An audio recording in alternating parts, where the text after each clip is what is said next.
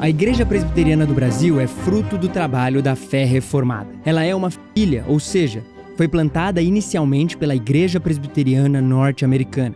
Essa trilha, repleta de evangelismo e corações abnegados que deixaram o conforto de seus países de origem, tem o seu começo na Escócia. E como é o nosso foco aqui, possui uma influência muito grande tanto do presbiterianismo escocês quanto, naturalmente, do puritanismo inglês. Em 1700, o presbiterianismo já estava implantado de maneira sólida na Escócia, Irlanda e Irlanda do Norte. O puritanismo já havia passado por provações e desafios, principalmente no Reino Unido. Mas iniciou-se um movimento que colaborou para que a Igreja Presbiteriana atravessasse o Atlântico e chegasse na América, especificamente no país que haveria de se chamar Estados Unidos da América. Foram mais de 100 mil imigrantes escoceses e irlandeses. E antes mesmo da declaração da independência dos Estados Unidos, o puritanismo já tinha plantado suas raízes e estabelecido uma casa para a fé reformada. Os escoceses e irlandeses foram os fundadores da Igreja Presbiteriana dos Estados Unidos da América, a PCUSA, que teve seu primeiro presbitério na Filadélfia em 1706. Ou seja, antes mesmo da organização dos Estados Unidos como um país independente em 1776, a Igreja Presbiteriana já atuava na América. Eles estiveram entre os principais fundadores dos Estados Unidos. Este é Alderi Matos, ministro presbiteriano desde 1975 e historiador oficial da nossa denominação. A independência americana ocorreu em 1776, e eles já tinham ido para lá muito tempo antes disso, né? E é claro, eles levaram consigo a sua igreja. Eles foram os fundadores, né, esses escoceses e irlandeses, os Scotch Irish, eles foram os fundadores da Igreja Presbiteriana dos Estados Unidos da América, a PCUSA. O primeiro presbitério, o presbitério de Filadélfia, foi fundado em 1706, bem no comecinho do século XVIII, e a Assembleia Geral, que nós chamamos de Supremo Concílio, foi criada em 1789, já no final do século XVIII, alguns anos depois da independência dos Estados Unidos. E no século seguinte, então no século XIX, os presbiterianos norte-americanos se envolveram com aquele extraordinário movimento missionário mundial, ao lado de outras denominações. Não foram só eles, né? Foram todas as denominações americanas que se envolveram com esse trabalho. Eles criaram a sua Junta de Missões Estrangeiras em 1837, na cidade de Nova York, a famosa Junta de Nova York. E foi essa junta que, alguns anos depois, enviou para o Brasil o primeiro missionário, o reverendo Simonton, né, que chegou ao Rio de Janeiro em 12 de agosto de 1859. Alguns anos depois, surgiu também a Igreja Presbiteriana do Sul. Essa igreja original era do Norte, daí separou-se o grupo do Sul, a Igreja do Sul dos Estados Unidos, chamada PCUS, que 10 anos depois de Simonton, também começou a mandar missionários para o Brasil, reverendo Eduardo Lane e George Morton. Mas o fato é esse: tanto os missionários do Norte como os missionários do Sul dos Estados Unidos que vieram para o Brasil, eles trouxeram o presbiterianismo, eles trouxeram a Igreja Presbiteriana, eles trouxeram o seu livro de ordem, a sua Constituição, e eles trouxeram a Confissão de Fé de Westminster. Então, nós herdamos também da Igreja Norte-Americana também a Confissão de Fé. Com o trabalho missionário de Ashbel Green Simonton, Edward Lane, George Morton, Alexander Latimer Blackford, George e Mary Ann Chamberlain e tantos outros que vieram para o Brasil, ocorreu-se então a plantação e formação da Igreja Presbiteriana do Brasil. Tal trabalho que se iniciou em 1859 e, pertencendo à família de igrejas reformadas ao redor do mundo, preserva, espalha e vivencia o exemplo e legado deixado pelos puritanos do século XVII.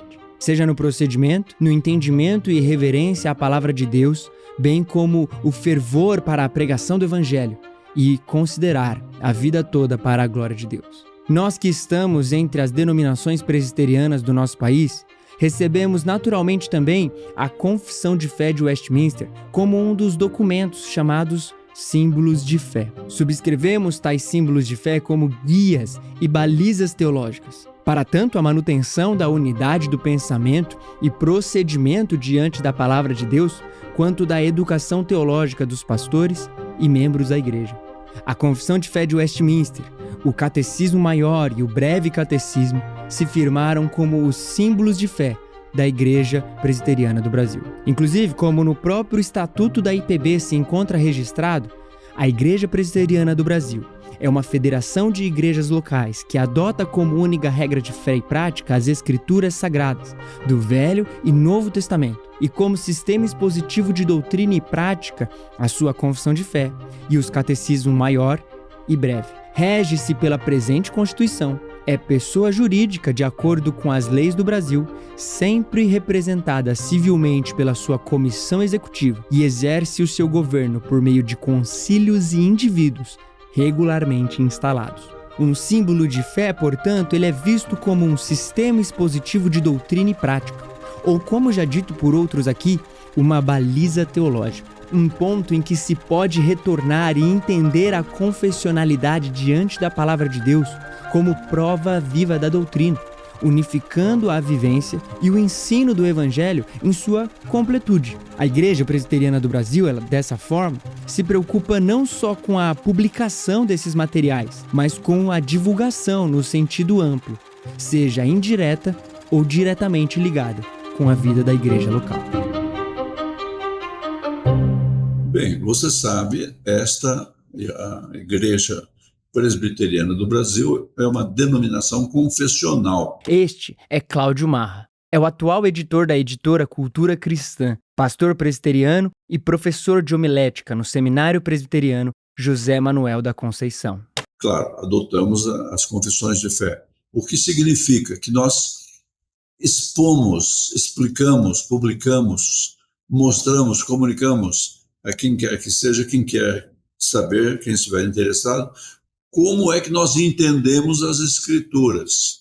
Como é que a gente explica isso? Olha, leia a confissão e você encontra aí a apresentação do nosso modo de ler e entender as Escrituras. No fim, os símbolos de fé não são uma forma de cercear o dogma, mas um caminho para o discipulado cristão debaixo da confissão de fé de determinada igreja. No nosso caso, são uma forma de preservar a tradição presbiteriana que herdamos dos Estados Unidos, dos puritanos da Escócia, Irlanda e Inglaterra, dos reformadores e de toda a história da igreja, remontando toda a tradição cristã. É colocarmos um ponto no tempo cronológico e sabermos que não somos igreja sozinhos, que não começamos agora e não terminaremos de repente. É participar ao mesmo tempo da igreja de hoje, mas estarmos unidos com a igreja através dos séculos. Para nós brasileiros, ela também preserva uma identidade confessional clara.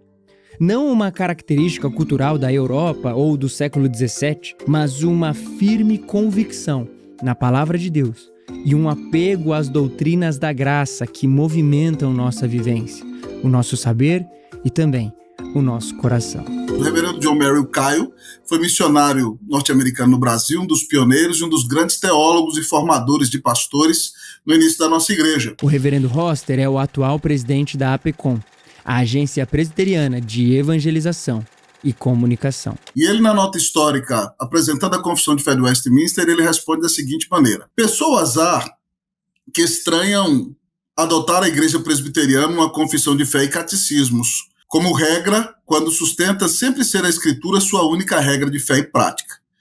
A incoerência é apenas aparente.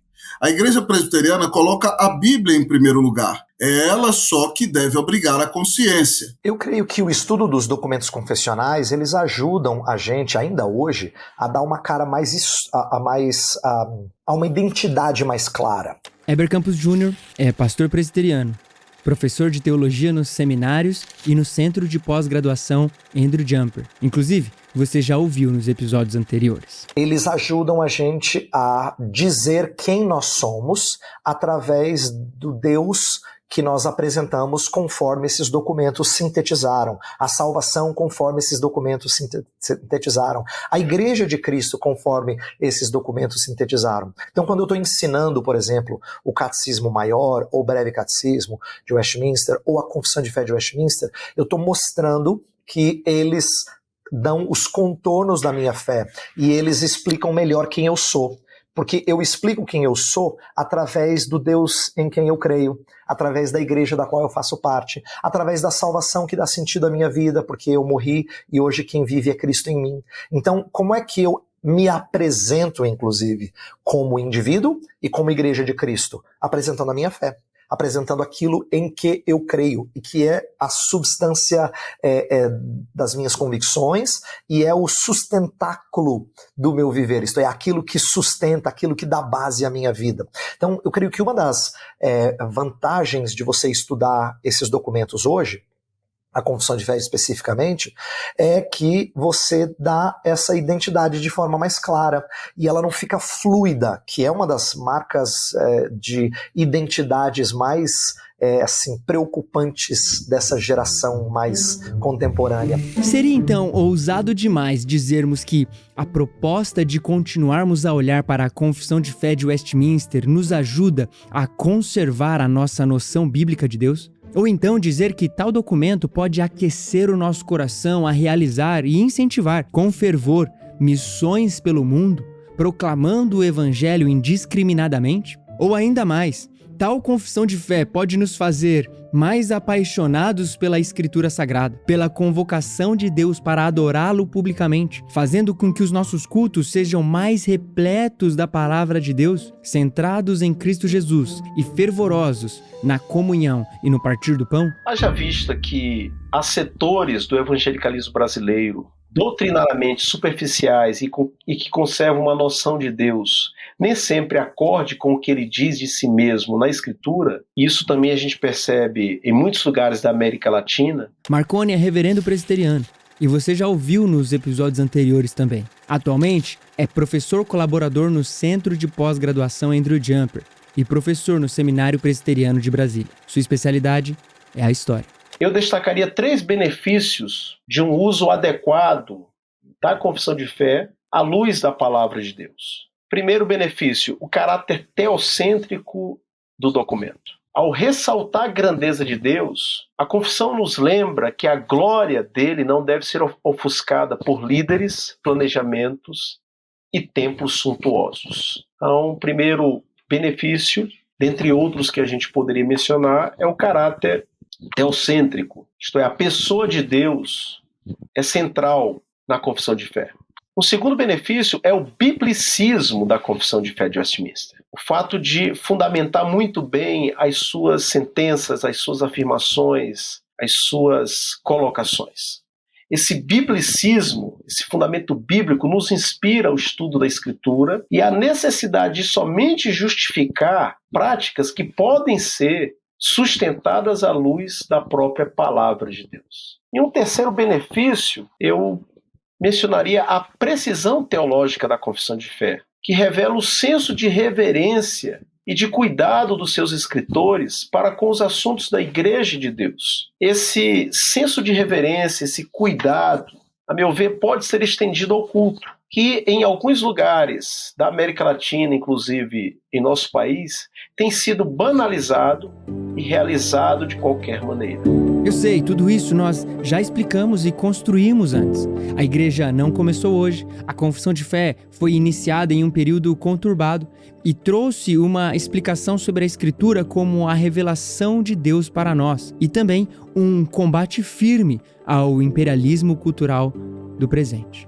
Este combate ele vai desde esforços mais específicos e focados na divulgação e ensino direto, como este vídeo que você está assistindo, publicações guiadas pelos princípios da Confissão de Fé de Westminster, monografias entregues aos presbitérios por aspirantes ao ministério sagrado, trabalhando os temas da confissão e educação cristã, que sempre consulta e baliza o seu conhecimento a partir de documentos confessionais. Olhando para a Igreja Presbiteriana do Brasil, temos a nossa casa publicadora, a Casa Editora Presbiteriana, ou Editora Cultura Cristã, que publica e divulga os nossos símbolos de fé. Há inclusive diversos formatos, como uma edição de bolso menor que um celular, para podermos realizar as nossas consultas. Também há edições com o Catecismo Maior e o Breve Catecismo, além de cada um dos parâmetros de Westminster publicados separadamente. A editora também se esforça para manter a publicação sempre atualizada e sempre em estoque. Além disso, nas Bíblias de Estudo como a Bíblia de Estudo de Genebra e a Bíblia de Estudo Herança Reformada, elas estão com materiais de apoio na íntegra e com notas remissivas. Quem estiver estudando determinada passagem da Palavra de Deus pode, nas notas, ver a que assunto da Confissão de Fé de Westminster tal referência diz respeito. Estamos bem envolvidos na divulgação dos nossos símbolos de fé. E os seus benefícios, eles são muito claros para todas as gerações. Pense numa criança que desde os seus primeiros anos é habituada em responder uma confissão de fé, um catecismo, e aquilo começa a ser o seu quadro de referência para interpretar as suas experiências cotidianas com Deus, com o próximo, com a realidade. Pedro Ducci é pastor presbiteriano, coordenador do Invisible College e colaborador em diversas atividades na área da teologia e filosofia, e é professor no Seminário Presbiteriano Brasil Central, em Goiânia. Ela que aprende logo na primeira pergunta quem te criou, e ela responde de imediato: Deus. O que mais ele fez? Todas as coisas. Quando ela está na escola, quando ela está com os amigos, quando ela está em outro contexto, ela levanta a pergunta que toda criança levanta: tá, mas isso aqui vem de onde? Bem, quem te criou? Deus. E o que mais ele fez? Todas as coisas. Agora pense nisso sendo feito por 10, 20, 30 anos. Pense em alguém que se vale das confissões e dos credos como fórmulas de discipulado, fórmulas para o florescimento enquanto um discípulo de Cristo que encontra ali, naquelas formulações dogmáticas, o seu referencial para pensar todas as outras questões. Às vezes a gente pensa que é um jogo de decorar pequenos parágrafos, alguns versículos que fundamentam aqueles parágrafos, quando, na verdade, é um princípio de inteligibilidade, uma linha, um horizonte que nos ajuda a nos orientarmos na realidade, enxergarmos a realidade como ela deve ser encarada e, principalmente, não estar refém de outros quadros de referência, não estar refém de uma espontânea experiência ingênua da realidade para determinar as coisas mais importantes, os assuntos mais fundamentais da minha e da sua vida. Mas e as objeções que podemos ter a tal documento?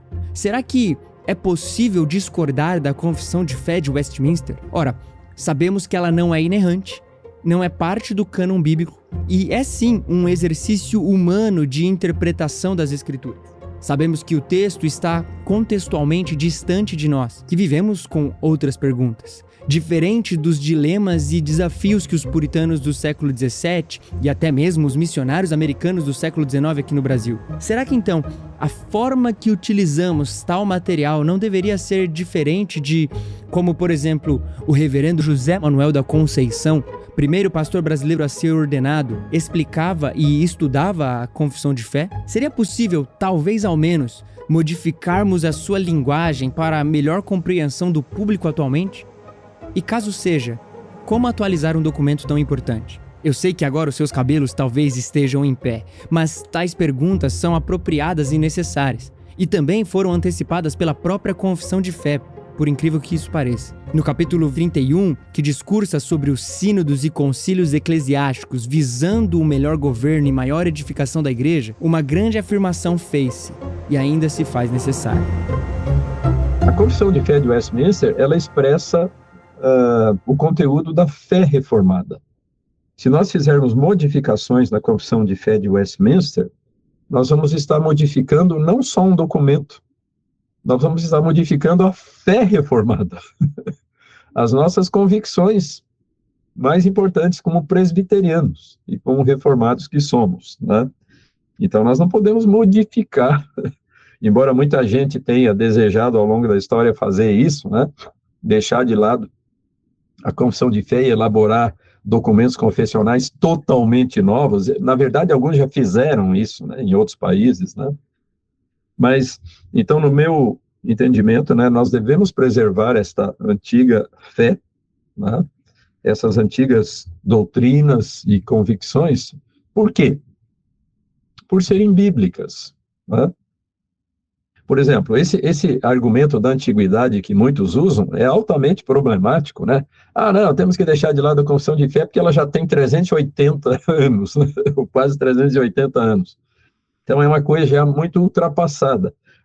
Bom, se a gente for usar esse mesmo argumento em relação à Bíblia, como é que vai ficar? A Bíblia é bem mais antiga ainda que a confissão de fé, né?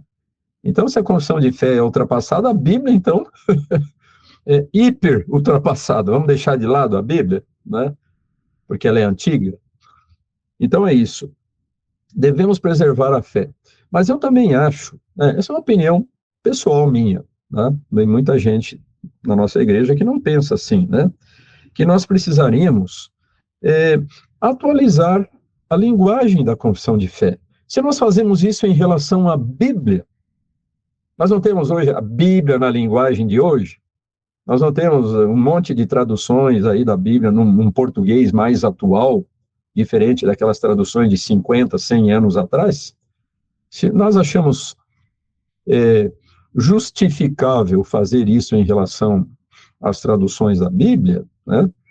Trazê-las para uma linguagem mais contemporânea, mais acessível, mais compreensível para as pessoas, para que as pessoas compreendam melhor o ensinamento das Escrituras, por que não fazer isso em relação à confissão de fé, né?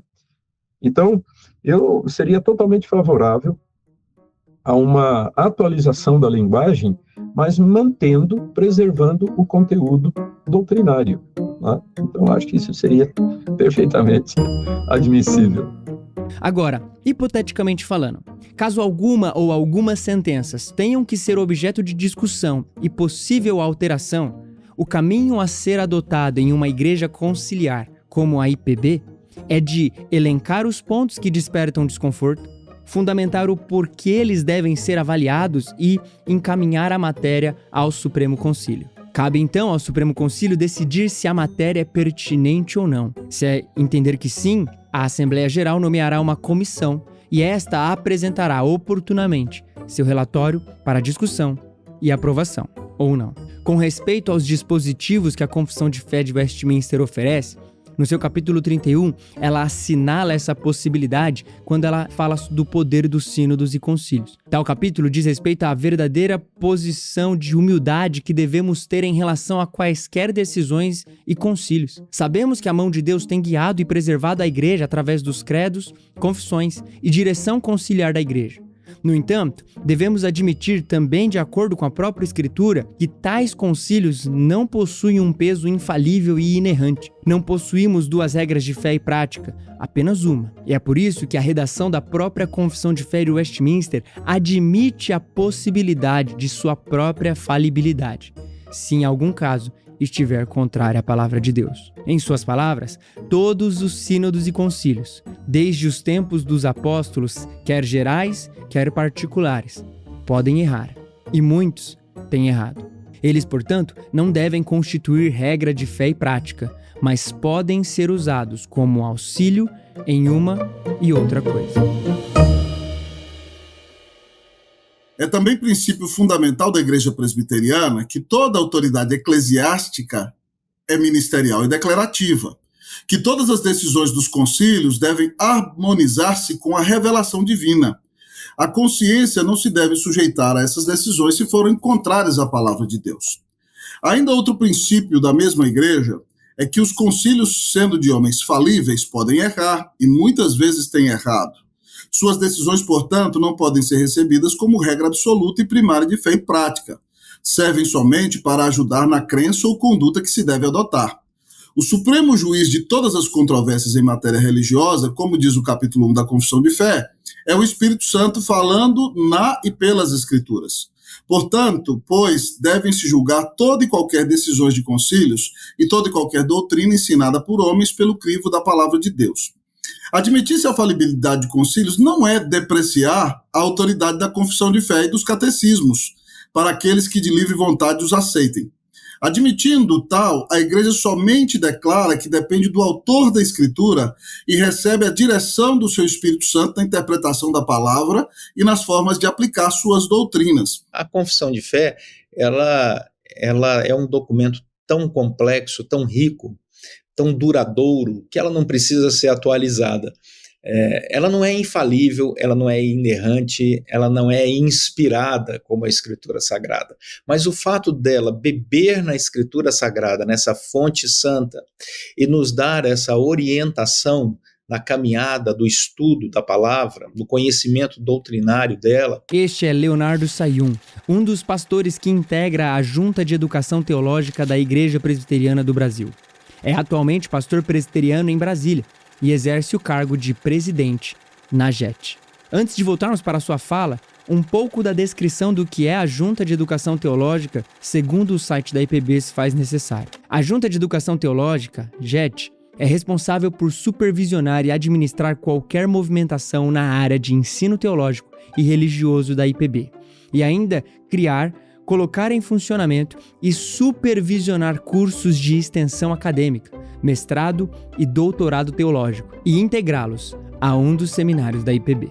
Nas palavras do próprio Sayun, descrevendo a importância dessa junta de educação, ele diz: a IPB é uma igreja abençoada por Deus em vários aspectos, mas ao longo da sua história percebemos o amor pela boa doutrina, zelo no preparo dos seus ministros e o compromisso das igrejas locais com a unidade nacional da igreja. O reverendo Ashbel Green Simonton já se preocupava em formar bons pregadores, e este legado continua vivo em nossa igreja, que investe em seus seminários com professores, funcionários e alunos dedicados. Nossa IPB é reconhecida pela boa formação teológica de seus pastores, fruto de nossas instituições de ensino teológico.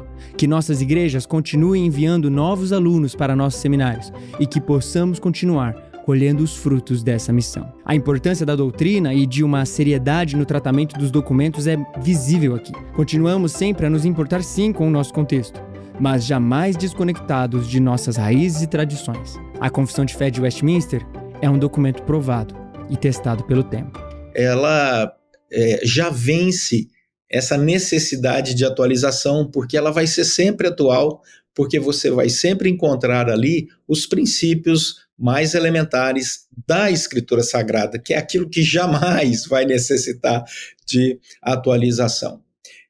Obviamente que a nossa dinâmica como igreja, ela vai trazer a necessidade de novas reflexões, mas isso não dispensa buscar na confissão de fé aqueles princípios, aqueles pilares para você construir respostas para o novo momento que nós estamos vivendo. E lembramos novamente do que a própria confissão de fé afirma acerca dos concílios e de todas as suas decisões, seus dogmas e doutrinas formuladas. Não são uma outra regra de fé e prática, mas um auxílio para a leitura, aplicação e desenvolvimento da palavra. A Igreja Presbiteriana sustenta que a Escritura é suprema e infalível, regra de fé e prática, e também que a confissão de fé e os catecismos contêm os sistemas de doutrina ensinados nas Escrituras, e dela deriva toda a sua autoridade, e a ela tudo se subordina. É justamente porque cremos que a confissão de fé e os catecismos estão em harmonia com a Escritura, nossa regra infalível de fé e prática, que nós os aceitamos. Não existem, pois, na Igreja Presbiteriana duas regras de fé, mas uma só suprema e infalível. As outras fórmulas são subordinadas e humanas, necessárias para a pureza da igreja, governo e disciplina da mesma. Assim, a experiência de muitos séculos tem demonstrado. Uma vez colocada a confissão no seu lugar como um guia que aponta para as Escrituras e nos ajuda em nossa leitura e caminhada cristã, podemos usufruir de seu conteúdo e aplicarmos ela também em nossa rotina diária, em nossos estudos e sermos muito abençoados. Teremos ela como auxílio para nos relembrar verdades importantes contidas nas Escrituras. Eu dou aula em seminários da Igreja Presbiteriana do Brasil, e em algumas das aulas eu gasto algum tempo com artigos de capítulos da Confissão de Fé para mostrar para os alunos a sabedoria de certas expressões. Então, presta atenção nisso aqui, ó. Olha como é que eles dizem. Olha que abordagem pastoral. Então, quando a Confissão de Fé vai falar sobre certeza da salvação, ela diz: crentes podem cair em um grau de desespero por causa da negligência dos cuidados da sua fé. Ela pode cair em um certo desespero de não ter convicções por causa de um pecado grave cometido, e diz algo até mais sério quando fala assim: e Deus pode momentaneamente retirar a luz do seu rosto de sobre um fiel. Aí você fala: gente, Deus faz isso? Sim, mas nunca de maneira final e nunca de maneira constante. Por quê? Porque Deus tem a intenção de trazer esse fiel de volta e restaurar a convicção dele. É para que ele aprenda como é sério negligenciar questões da vida com Deus, e como a gente não deve se afastar do Senhor nem por um momento. Então, assim, essas ideias da confissão de fé, que eu estou apenas ilustrando, elas mostram a quem está ouvindo uma sabedoria pastoral muito bonita, e a gente não deve negligenciar isso.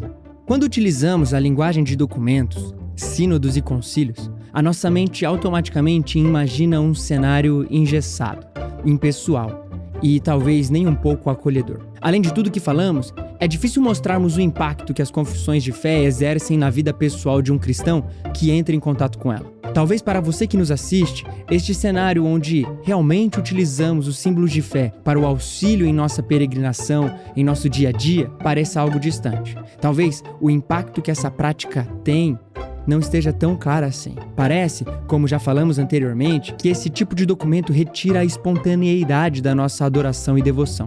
Nós precisamos refletir sobre o impacto da verdadeira doutrina na nossa adoração como um todo, principalmente no fervor implícito que o Evangelho deve ter em nossos corações. O propósito de todos os documentos extensos, elaborados e detalhados não é nos colocar numa torre de marfim teológica. Apesar desse perigo existir, precisamos sempre compreender que o que moveu, move e moverá os corações dos crentes sempre será a profunda paixão pela palavra de Deus. Um conhecimento de Deus apropriado deve, nesses termos, ocupar a nossa cabeça, tanto quanto desce e faz o nosso coração queimar. Por isso, pedimos ao reverendo Roster Guimarães, pastor presbiteriano em São Paulo e presidente da APECOM, para compartilhar sua porção preferida da Confissão de Fé de Westminster e nos explicar o porquê. Rapaz, que pergunta brutal essa, né? Um dia desse eu estava lendo a Confissão de Fé com a minha esposa, e nós estávamos lendo juntos e eu fui compartilhando muitas doutrinas preciosas com ela nesse livro tão maravilhoso que é a Confissão de Fé de Westminster. E ela fala sobre tantas bênçãos, mas eu vou ler para você. O capítulo dos decretos de Deus é maravilhoso, né? Que ele fala, como eu disse para você, sobre a nossa salvação. Eu amo esse capítulo, né? Ele está lá no início e ele fala assim: desde toda a eternidade, pelo muito sábio e santo conselho de sua própria vontade, Deus ordenou livre e inalteravelmente tudo o que acontece. Porém, de modo que nem Deus é o autor do pecado, nem é violada a vontade da criatura, nem é tirada a liberdade ou a contingência das causas secundárias antes estabelecidas. Mesmo Deus sabendo tudo quanto pode ou há de acontecer em todas as circunstâncias imagináveis, ele não decreta coisa alguma por havê-lo prevista como futura, ou como coisa que havia de acontecer em tais condições. 3. Pelo decreto e pela manifestação da sua glória, alguns anjos e homens são predestinados para a vida eterna, outros pré-ordenados para a morte eterna. E aí ela vai dizer que Deus fez no seu eterno decreto imutável, né? No capítulo 6 ela diz assim, parágrafo 6, como Deus destinou os eleitos para a glória, Assim também, pelo muito livre eterno propósito sua, preordenou também os meios conducentes para esse fim.